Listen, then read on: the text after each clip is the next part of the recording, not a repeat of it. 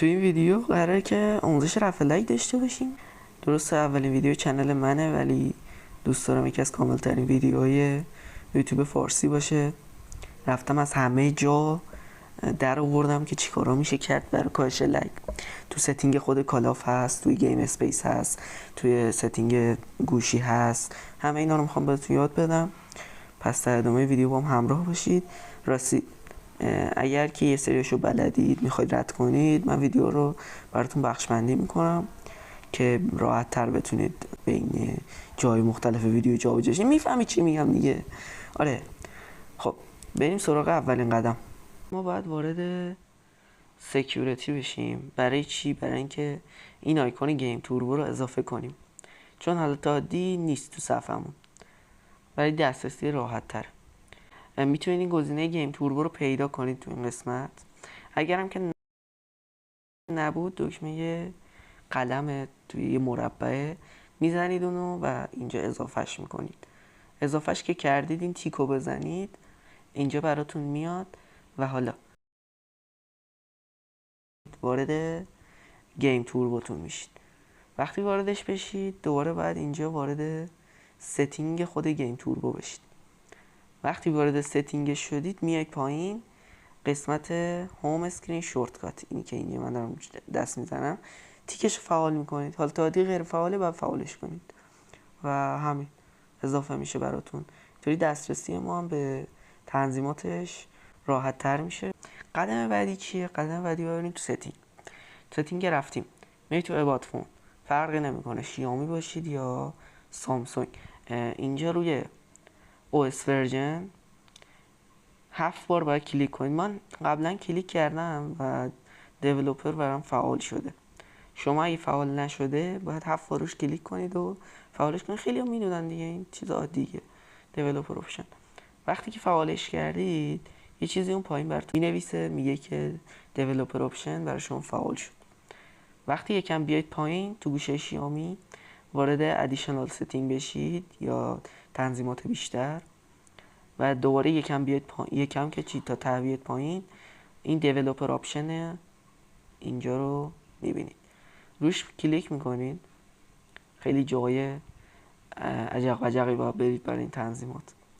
وقتی روش کلیک کنید اینجا بخش بندی داره. مثلا اینجا دیباگینگ نوشته، بخش بعدیش نتورکینگ. اینا باید بگردید پیدا کنید. توی بخش دیباگینگ اول میاید یکم پایین تر.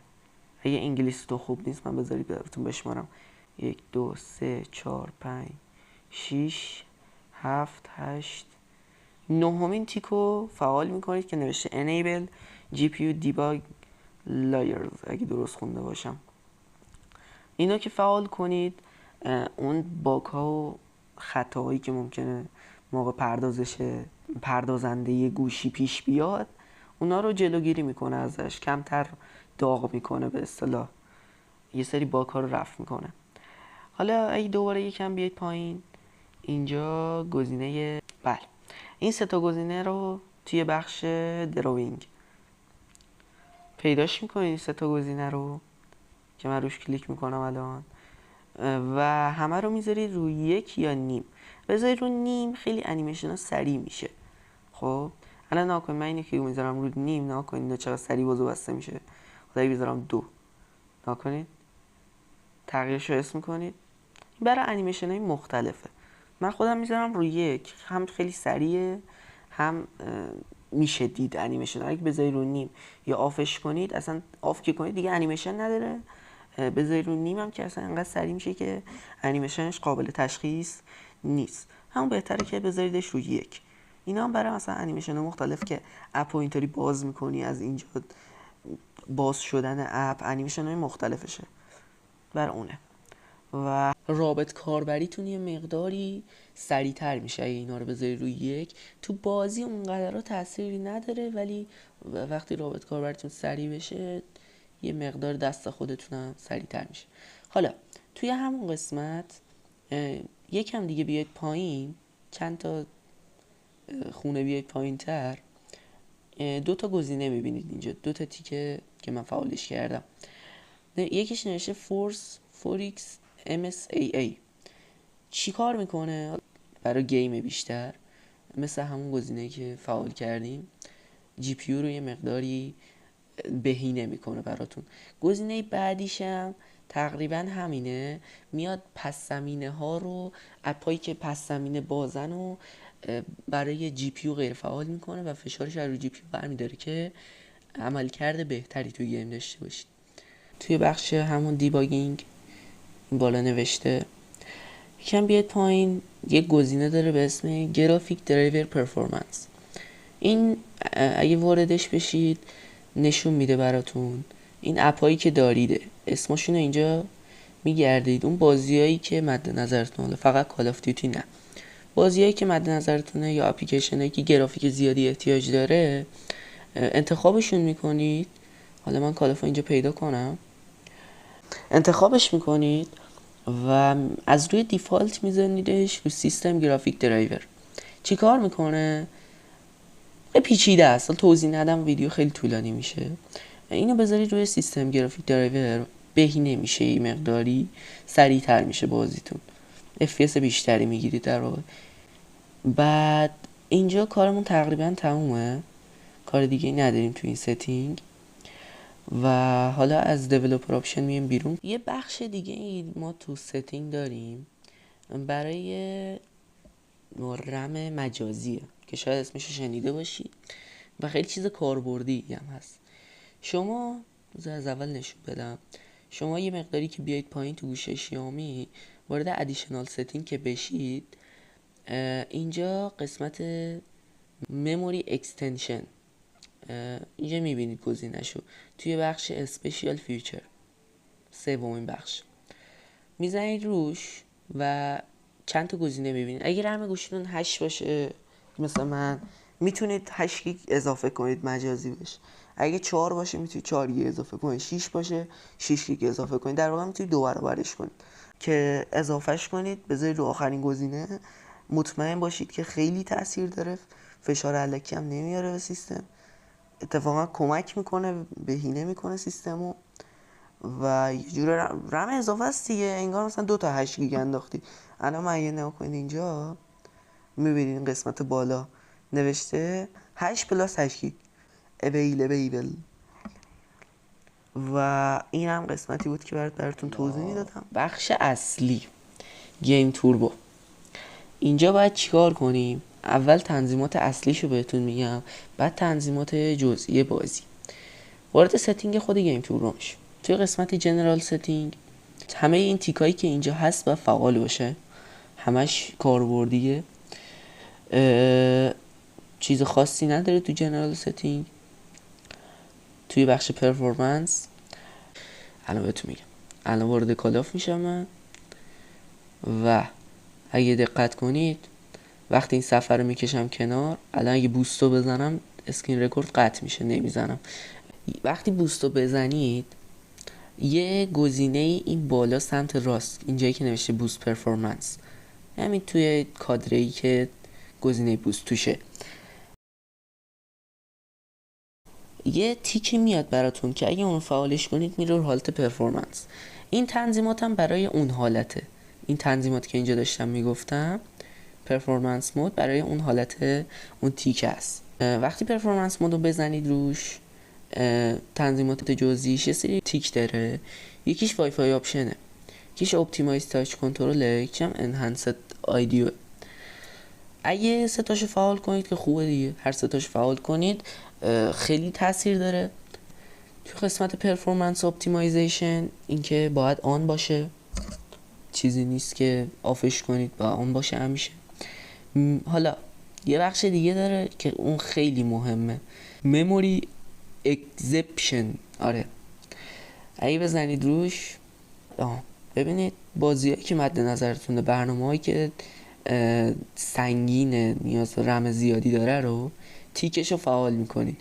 چی کار میکنه؟ میاد یه سری رم مجازی که توی ستینگ هست و بهتون گفتم و به این برنامه اختصاص میده، اون رم مجازیه رو بیشتر برای این برنامه به کار میبره، باعث میشه لگتون کم بشه. و اون تیک آخری هم که نوشته می وای فای اسپید بوست، اونم روشن کنید. توی گیم دی ان دی چیه؟ اول بذاری بهتون بگم. وارد کال آف بشیم دوباره. اینجا یه گزینه داره، الان من اون آفش میکنم نکنید. این گیم دی ان دی چی قابلیتش چیه؟ الان اینجا میبینیم با هم دیگه.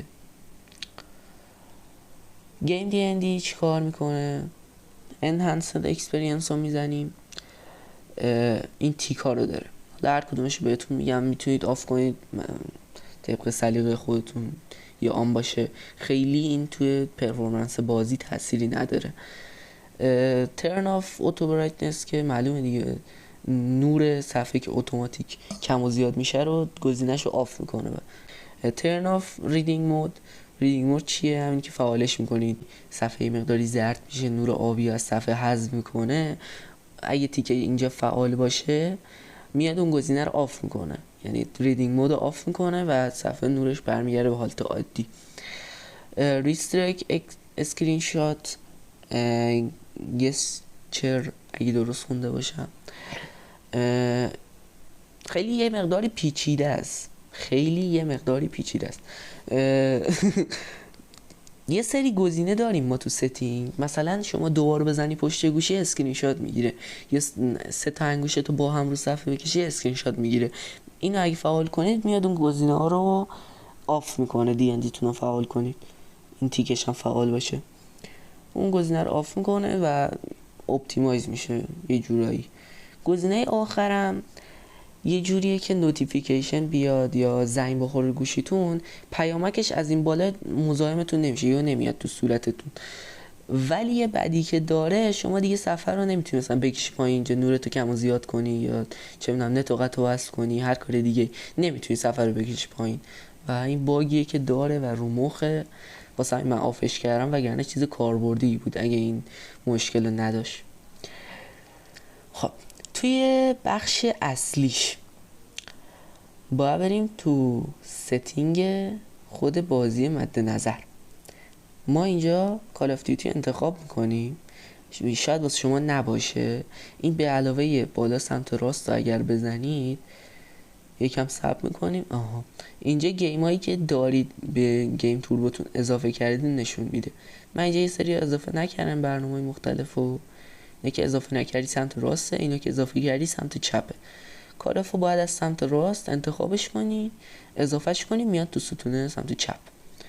وقتی اضافهش کردی، چقدر اضافه گفتم، میاد این تو این کاستوم پایین رو میزنید. اینجا 2 تا بخش اصلی داریم. شما توی بخش جی پی یو ستینگ این فریم ریت رو که بذارید رو آخرین حدش، یا 120 یا 90، بستگی داره صفحه نمایشتون 90 باشه یا 120. اینو میبرید تا ته بالا. رزولوشن رو به نظرم بذارید رو دیفالت بهتره، چون بعضی بازی ها 1080 کیفیتش و اگه بذارید رو 720 ممکنه که بیاره کیفیت رو تر بزنه توش. بذارید رو همون دیفالت بشه. آنتی الایزینگ و سلیقه‌ای. آنتی الایزینگ چی کار میکنه؟ میاد یه مقداری تکسچرها و اون تصویر بازی و این چیزا رو از حالت تاری در میاره. مثلا دیدی بعضی وقتا کوها و تپا پیکسل شدن، مربع، اونا رو میاد مثلا یه حالت صیقلی بهشون میده، صافشون میکنه. خیلی چیز به درد بخوری نیست. من خودم گذاشتم رو 2، چون رو 1 میذاری دیگه واقعا ریده میشه تو بازی. رو 2 گذاشتم که معمولی باشه. رو 4 به هیچ وجه نذارید، رو 4 نذارید که اصلا خوب نیست. فقط یه مقداری بازیتون رو خوشگل میکنه ولی خیلی از جی پی یوتون کار میکشه. خیلی چیز به درد بخوری نیست. گزینه بعدیش تقریبا مثل همون آنتی الایزینگه. میاد یه سری تکسچر اضافه، چیزای مزخرف و اینا، مثلا مه هوا و چه میدونم اینجور چیزا رو یه جوری بهینه‌اش میکنه یا حذف میکنه که به جی پی یو فشار کمتری بیاد. من هم اون رو مدیوم گذاشتم، 4 گذاشتم که خیلی تر نخوره تو بازی، کلا بازی رو خراب نکنه. گزینه بعدیش تکسچر فیلترینگ کوالیتیه. چیکار میکنه؟ این میتونید به این سویچ کنید دیگه. اگه بالانس بذارید بین سرعت بازی، فریم ریت بازی و کیفیت بازی یه چیز معمولی انتخاب کردید، جفتشون معمولیه. اگه بذاری رو های کوالیتی کیفیت بازی خیلی میره بالا، کیفیت بازی خیلی خفن میشه، ولی از اون ور فریم ریت رو فدا کردید، به خاطرش فریم ریتتون میاد پایین. ولی اگه بذاری رو های اسپید فریم ریت خیلی میره بالا، گرافیک یه مقداری میاد پایین، آزاردهنده نیست، میشه بازی کرد. من خودم میذارم های اسپید چون که خیلی اذیت کننده نیست، تاثیر آنچنانی نداره تو بازی و اصلیاش همینا بود.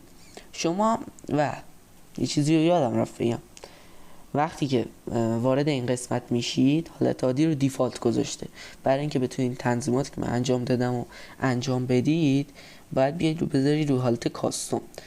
اینایی که خودش داره رو نذارید چون یه سری محدودیت گذاشته، مثلا نکنید رو بالانس تا ته نبرده همه چیو، معمولی گذاشته رو حتی های کوالیتیش هم پرفورمنسش رو آورده پایین، همه چی تا ته نبرده بالا که چیز بشه، بازی روون بشه.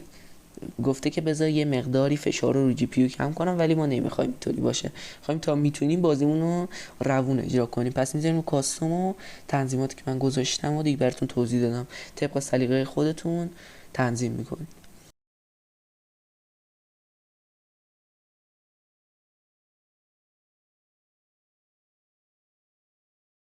یه بخش دیگه داره سمت راستشه، این جی پی یو ستینگ بود. این ادیشنال ستینگی که مربوط به یه سری مثلا تاچ کردن صفحه یا سرعت نت، اینجور چیزا. شما وقتی میایید حالت کلاسیک موده، وقتی وارد این بخش میشید فابریک حالت کلاسیک موده، شما پرو مود نذارید، بذارید رو کاستوم بازم مثل دفعه قبل و همه نوارا رو ببرید تا آخر بالا. چرا؟ گزینه 1 2 و 4 مربوط به لمس صفحه است، هر کدومش یه کار مجزایی انجام میده ولی همشون شبیه همن.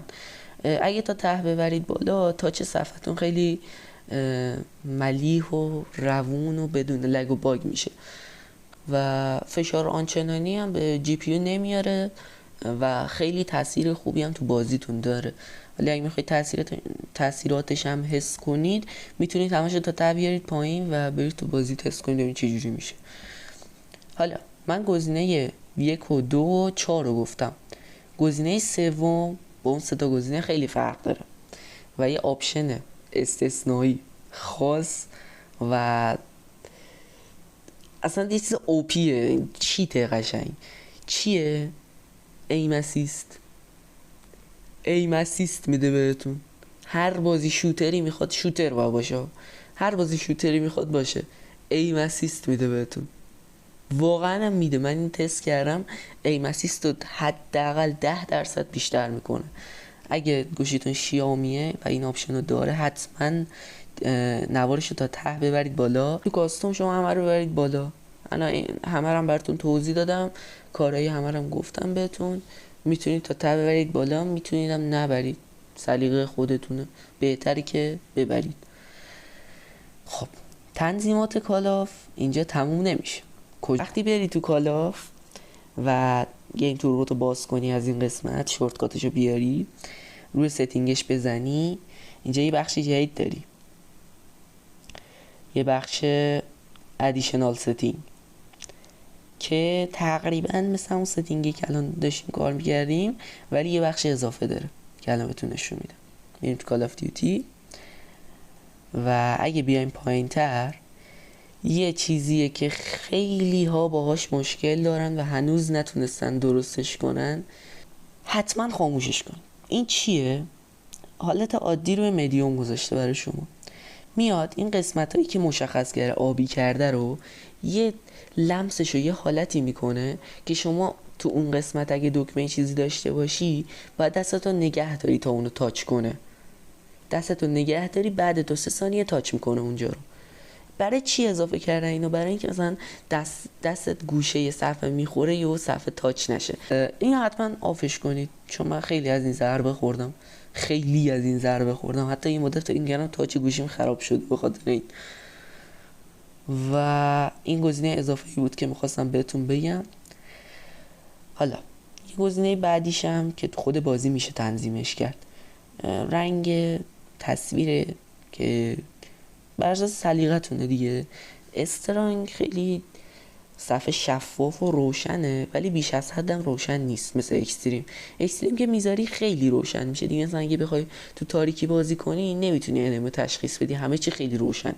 استرانگ میذاری یه حالت مدیوم رو به روشن داره، چیز خوبیه بذاری برای بازیای ماشین بازی و ریسینگ و اکشن و چیزای شوتر نیستن. اورجینال و مودریت خیلی گزینه بهتریه، ولی برای بازی شوتر دوتا آخری ها بذارید. اگه تو تاریکی بازی نمیکنید اکستریم بذارید، تو هوای روشن بازی میکنید، تو تاریکی بازی میکنید استرانگ بذارید. اینم از این.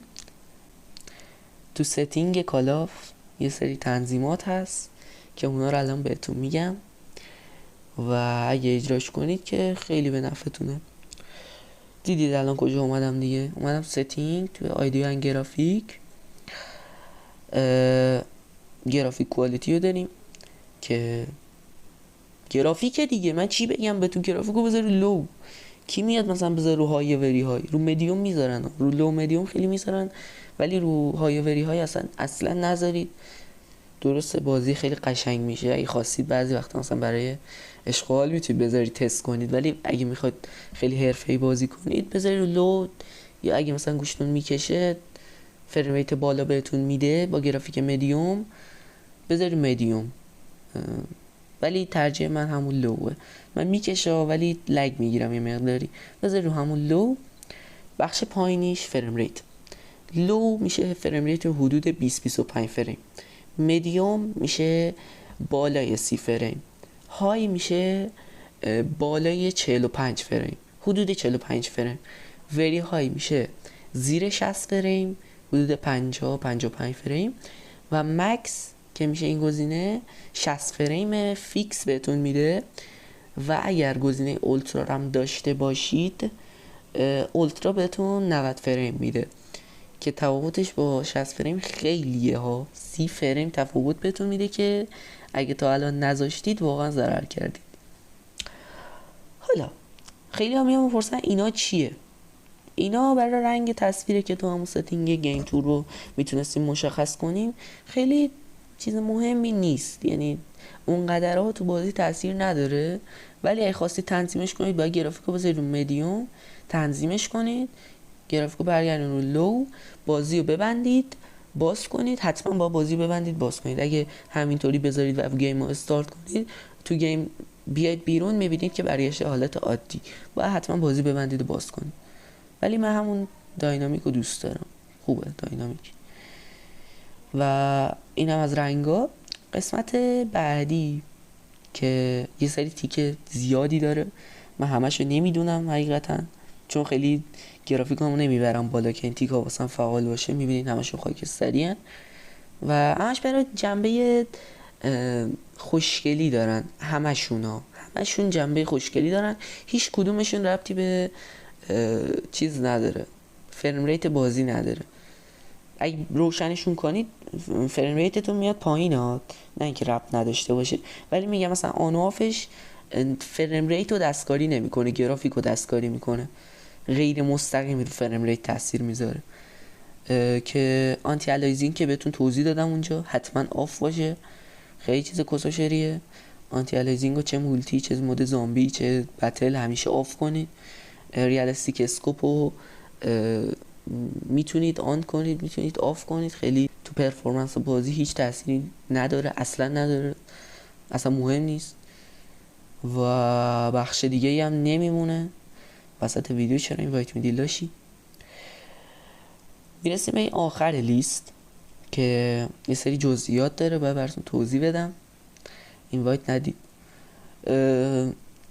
توی تیکا که تموم میشه یه گزینه داریم اوتو ادجاست، جزئیات صفحه است و دستکاری کردن چم کار هر کسی نیست، دستکاری اصلا نکنید، بذارید رو هم اوتو ادجاست باشه، به هیچ وجه رو کاستوم نذارید، ممکنه قشنگ تر بزنید تو بازی صفحه بازی به گا میره، رنگ و اینا تر میخوره توش. گزینه بعدیش خیلی گزینه مهمیه، اگر شما خیلی وقت بازی میکنید و این گزینه رو تا حالا استفاده نکردید، اگه استفاده کنید به جرئت میتونم بگم حداقل 10 فریم اضافه میشه به بازیتون و واقعا روونتر میشه. چی کار میکنه؟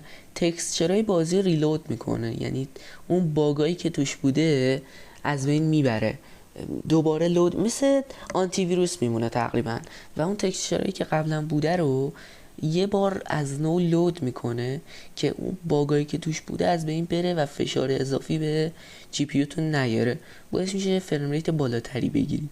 اگه من الان بزنم از بازی میافتم بیرون، حدود 2-3 دقیقه طول میکشه این تکسچرها لود شه. استارت رو میزنیم، آماده سازی میکنم، صبر میکنیم تموم شه.